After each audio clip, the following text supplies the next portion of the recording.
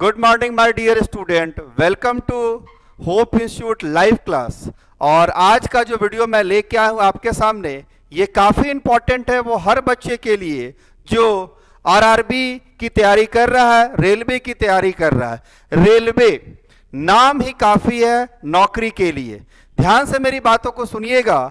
आज मैं एक बहुत बड़े टॉपिक पर वीडियो लेके आया हूँ जिसमें हम लोग जानेंगे एनटीपीसी। बहुत सारे बच्चों का ये सवाल था कि क्या मेरे पास कोई टेक्निकल डिग्री नहीं है, मेरे पास कोई आईटीआई मैंने नहीं किया है, तो क्या मैं रेलवे का एग्जाम दे सकता हूं, क्या मैं रेलवे की नौकरी पा सकता हूं। ये सवाल था और इसी सवाल का जवाब देने के लिए मैं आपके सामने आया हूं कि जो जवाब आपको होगा उसको गौर से सुनेंगे कि आप यदि कोई टेक्निकल डिग्री, बीटेक, पॉलिटेक्निक ये सारे नहीं किए, आईटीआई नहीं किए हैं, तो आप क्या रेलवे का एग्जाम दे सकते हैं या नहीं दे सकते। दूसरी बात मैं करूंगा एनटीपीसी क्या होता है। तीसरी बात करूंगा यदि एनटीपीसी के में यदि अप्लाई करते हैं तो आप जॉब पा सकते कि नहीं पा सकते, क्या क्राइटेरिया होगा एग्जामिनेशन का, किस प्रकार के क्वेश्चन होंगे, सिलेबस क्या होगा, कितना क्वेश्चन कहां से आता है, उन सारी चीजों पे बात करेंगे हम लोग। स्टार्ट करते हैं आज का वीडियो हम लोग और बात जानकारी लेंगे एनटीपीसी के बारे में। I am self Madhendu Singh, director of hope institute. आपके सामने आज फ्रेश वीडियो एक लेके आया हूं जिसमें हम लोग एनटीपीसी के बारे में बात करेंगे। एनटीपीसी फुल फॉर्म जानिए इसका। एनटीपीसी का मतलब होता है नॉन टेक्निकल पॉपुलर कैटेगरी। आपको सामने दिख रहा होगा थंबनेल में कि आरआरबी एनटीपीसी क्या होता है, किन किन पदों के लिए भर्ती होती है, क्वालिफिकेशन क्या चाहिए, सैलरी कितने मिलती है, सिलेबस क्या है, एग्जाम पैटर्न क्या है, इन सारे पॉइंट्स पे हम लोग बात करेंगे। We will talk about the points given here and your questions and your query. I will reply for your query. Okay, let's start the topic today on discussion about the NTPC, non technical popular category.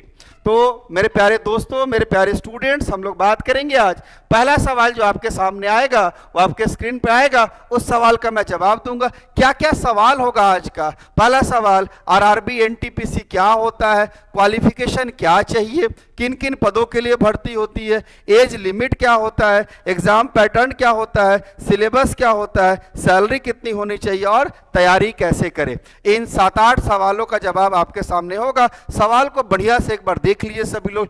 इन सवालों का मैं जवाब आपके सामने देने आने वाला हूं और लास्ट में मैं बताऊंगा कि आपके पास कोई टेक्निकल डिग्री है या नहीं है, तो क्या आप रेलवे का एग्जाम दे सकते हैं या नहीं दे सकते, रेलवे की तैयारी कर सकते हैं या नहीं कर सकते। वीडियो को पूरा लास्ट तक देखेंगे आप लोग, आपको आपके हर सवाल का जवाब मिलेगा। तो स्टार्ट करते हैं आज का वीडियो। हम लोग यहां पे देखेंगे सबसे पहला क्या है, एनटीपीसी होता क्या, व्हाट इज एनटीपीसी। यदि हम लोग बात करें कि एनटीपीसी, जैसे कि आपने नाम सुना होगा एसएससी जिसको हम लोग बोलते हैं staff selection commission.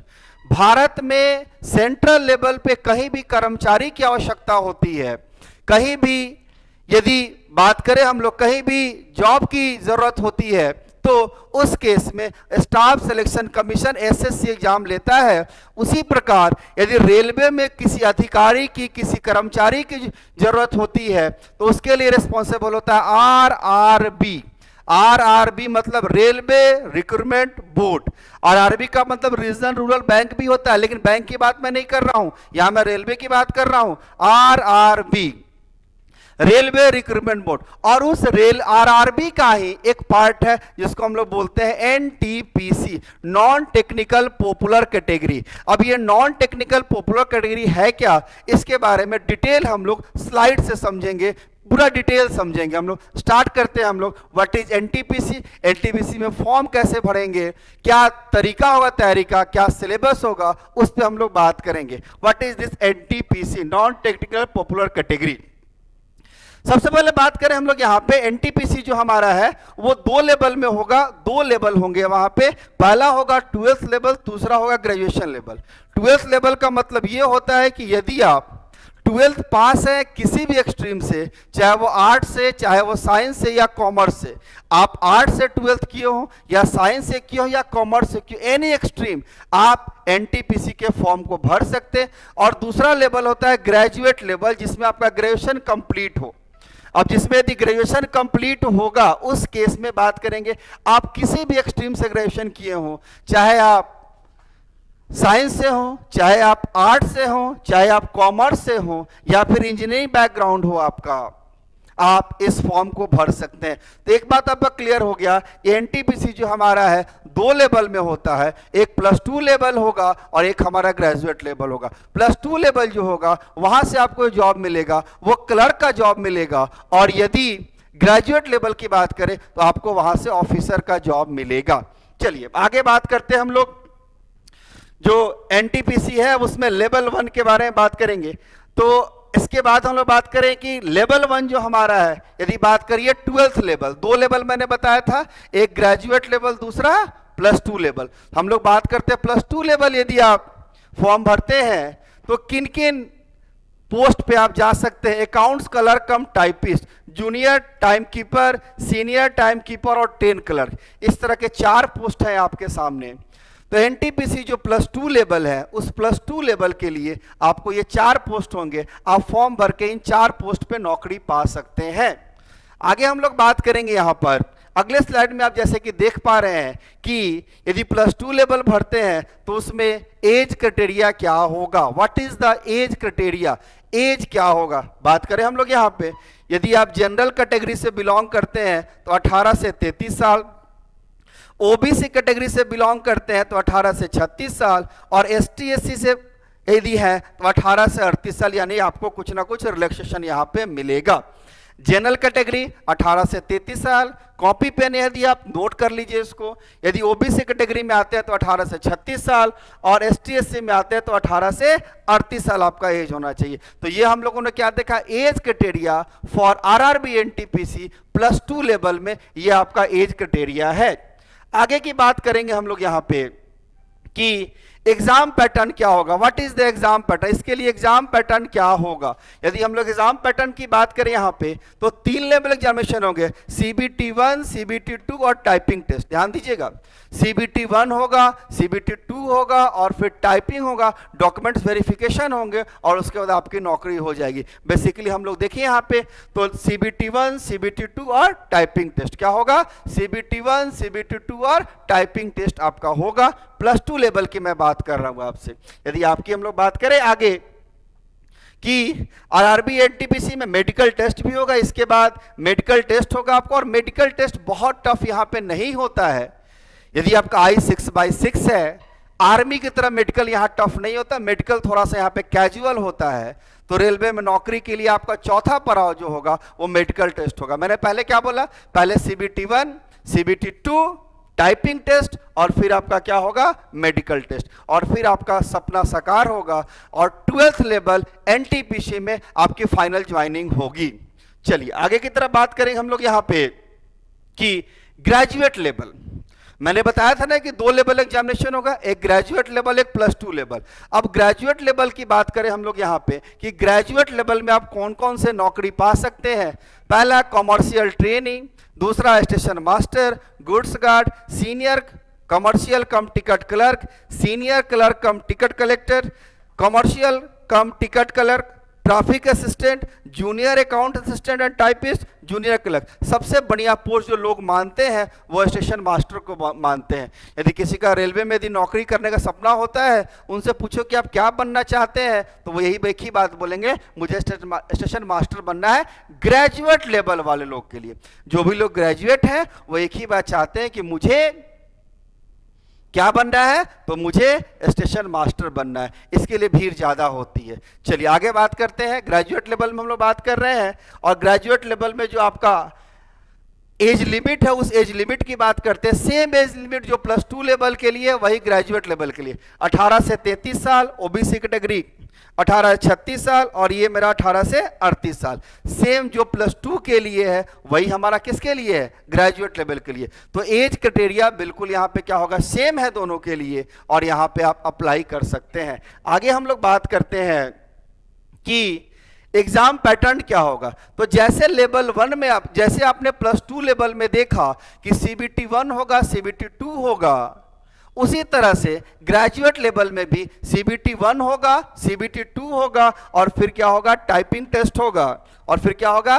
Typing test होगा, फिर वो क्या होगा, मेडिकल टेस्ट होगा, डॉक्यूमेंट वेरिफिकेशन, और उसके बाद आपके सपनों का जॉब, आपका जॉब आपके हाथ में होगा। कहना थोड़ा आसान है लेकिन करना थोड़ा मेहनत की बात है। जितना एफर्ट लगाएं, जितना मेहनत करेंगे, कंपटीशन का दौर है, हर लोग भाग रहे हैं एक दूसरे की तरफ, है ना, हर लोग भाग रहे हैं कंपटीशन के रेस में। जो अच्छे नंबर लाएंगे उनका नौकरी होगा, जो अच्छे नंबर नहीं लाएंगे उनकी नौकरी नहीं होगा। ये बात आपको बिल्कुल अच्छे से पता है। आगे बात करें हम लोग यहां पे कि सीबीटी 1, सीबीटी 2, ध्यान दीजिएगा, समझिएगा। यदि मैं सीबीटी 1 की बात करूं, यहां पे सीबीटी 1 में 3 सब्जेक्ट होंगे, टोटल 100 क्वेश्चन होंगे और टोटल 90 मिनट आपको समय मिलेगा। ध्यान समझिएगा, सीबीटी 1 जो हमारा होगा, ग्रेजुएट लेवल की भी मैं बात कर रहा हूं और मैं प्लस 2 लेवल दोनों की बात कर रहा हूं। दोनों के लिए जो सीबीटी 1 होगा, वो सीबीटी 1 जो होगा 3 सब्जेक्ट में होंगे, टोटल 100 क्वेश्चन होंगे और समय मिलेगा 90 मिनट। और पीडब्ल्यूडी कैंडिडेट के लिए समय मिलेगा 120 मिनट मिलेगा, 30 मिनट का रिलैक्सेशन मिलेगा, और निगेटिव मार्किंग यहां भी होगा 1/3, यानी कि negative marking 3 wrong answer, 3 wrong answer करते हैं, एक आया हुआ नंबर भी आपका चला जाता है वहां पे। तो निगेटिव मार्किंग भी रेलवे में होगा, इस बात का आप ध्यान देंगे। आगे हम लोग बात करते हैं सीबीटी 1 के बाद हम लोग बात करेंगे सीबीटी 2। सीबीटी 2 में यहां भी 3 सब्जेक्ट होंगे, लेकिन 90 यहां पे क्वेश्चन क्या होगा, 120 होगा और टाइम मिलेगा 90 मिनट। कितना मिलेगा टाइम, 90 मिनट। और पीडब्ल्यूडी के लिए यहां पे क्या है, 120 मिनट, 30 मिनट का इनको रिलैक्सेशन मिलेगा, 30 मिनट उनको ज्यादा समय मिलेगा। आगे बात करते हैं हम लोग यहां पर, इसके बाद typing test, medical test, document verification, जो कि मैं पहले आपको बता चुका हूं। सीबीटी 1 होगा, सीबीटी 2 होगा, टाइपिंग टेस्ट होगा, मेडिकल टेस्ट होगा, और फिर डीबी, डॉक्यूमेंट वेरिफिकेशन होगा। चलिए आगे हम लोग बात करें यहां पे कि एग्जाम सिलेबस और सब्जेक्ट क्या है। What are the subjects regarding to CBT 1 examination and CBT 2 examination. तो फॉर योर काइंड इंफॉर्मेशन मैं आपको बता दूं कि सीबीटी 1 और सीबीटी 2 दोनों में सब्जेक्ट सेम होते हैं, सब्जेक्ट में कोई अंतर नहीं होता है। चाहे वो प्लस 2 लेवल के लिए हो, चाहे वो ग्रेजुएट लेवल के लिए हो, दोनों में जो सीबीटी 1 होता है और सीबीटी 2 होता है, उनके सब्जेक्ट सेम होते हैं, सब्जेक्ट में कोई अंतर नहीं होता है, चाहे वो ग्रेजुएट लेवल हो, चाहे वो प्लस 2 लेवल हो। तो हम लोग बात करेंगे सब्जेक्ट्स क्या होंगे सीबीटी 1 और सीबीटी 2 के लिए। आगे हम लोग बात करेंगे, सबसे पहले मैंने यहां बताया आपको कि सेम सब्जेक्ट होंगे। अब सेम सब्जेक्ट कौन कौन सा होगा, mathematics, general intelligence and reasoning, और तीसरा हमारा जनरल अवेयरनेस, करेंट अफेयर्स। ध्यान समझिएगा, मैथमेटिक्स, रीजनिंग और जनरल अवेयरनेस, करेंट अफेयर्स से सवाल होंगे। यानी कि मैथ्स, रीजनिंग और जीए होगा, यहां पे इंग्लिश नहीं होता है। फॉर योर काइंड इंफॉर्मेशन मैं बता दूं कि रेलवे के एग्जामिनेशन में इंग्लिश नहीं होता है। जिन बच्चों का इंग्लिश बहुत अच्छा नहीं है, स्टैंडर्ड नहीं है, वो लोग खासकर रेलवे की तैयारी कर सकते हैं, क्योंकि वहां पे इंग्लिश नहीं होता है। सीबीटी 1, सीबीटी 2 दोनों में सब्जेक्ट सेम होते हैं, जिसमें सब्जेक्ट जो है आपका यहाँ पे मैथमेटिक्स है, रीजनिंग है और जनरल अवेयरनेस है। आगे की बात करें हम लोग यहाँ पर कि आरआरबी एनटीपीसी सैलरी। अब देखो समझो सब लोग यहाँ पे, यदि नौकरी करोगे तो पैसा तो चाहिए ना। ऐसा कोई होगा कि मैं नौकरी करना चाहता हूं लेकिन मुझे सैलरी नहीं चाहिए, ऐसा तो नहीं होता है। यदि नौकरी करना चाहेंगे तो आपको सैलरी भी चाहिए।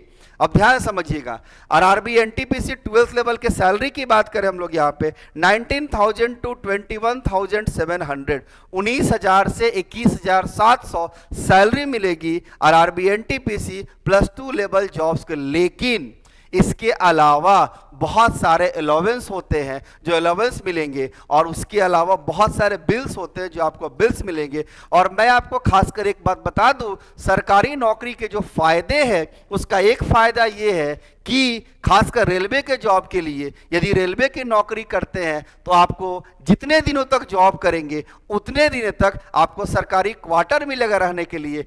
एक तरफ से आप इकोनॉमिकल फ्री होते हैं कि जब तक आप नौकरी कर रहे हैं आपको घर बनाने की जरूरत नहीं है, आप सरकारी आवास में रहेंगे जो कि रेलवे का होगा। ये एक बहुत बड़ा फायदा है सरकारी नौकरी का, जिसमें आपको क्वार्टर मिलेगा रेलवे का और वहां पे आप अपने रिटायरमेंट तक वहां पे रह सकते हैं। इस चीज से आप इकोनॉमिकल फ्री हैं। आपको रिटायरमेंट के बाद घर के लिए सोचना है, उसके पहले घर के लिए नहीं सोचना है।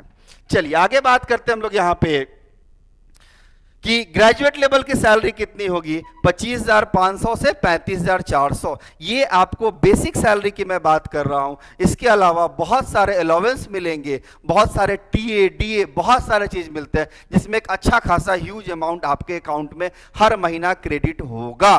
तो आपको मैं ये बता दूं कि आप यदि रेलवे में जॉब करते हैं एनटीपीसी के थ्रू, तो ग्रेजुएट लेवल यदि आप जाते हैं तो 25,500 से 35,400 आपकी सैलरी होगी।